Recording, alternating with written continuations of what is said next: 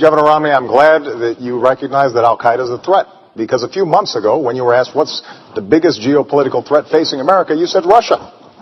Not Al-Qaeda, you said Russia.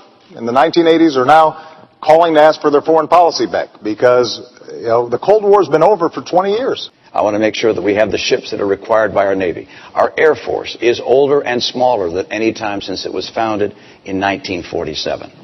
We've changed for the first time since FDR. Since FDR, we've always had the strategy of saying we could fight in 2 conflicts at once. Now we're changing to 1 conflict. Look, this, in my view, is the highest responsibility of the President of the United States, which is to maintain the safety of the American people. And I will not cut our military budget by $1 trillion, which is the combination of the budget cuts that the President has, as well as the sequestration cuts. That, in my view, is making our future less certain and less secure. Bob, I just need to comment on this. First of all, the sequester is not something that I proposed. It's something that Congress has proposed. It will not happen. The budget that we're talking about is not reducing our military spending. It's maintaining it.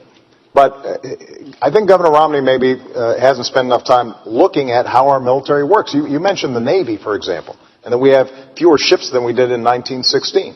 Well, Governor, we also have fewer horses and bayonets because the nature of our military has changed. We have these things called aircraft carriers where planes land on them.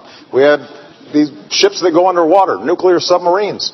And so the question is not a game of battleship where we're counting ships. It's what are our capabilities? And so when I sit down with the Secretary of the Navy and the Joint Chiefs of Staff, we determine how are we going to be best able to meet all of our defense needs in a way that also keeps faith with our troops, that also makes sure that our veterans have the kind of support that they need when they come home.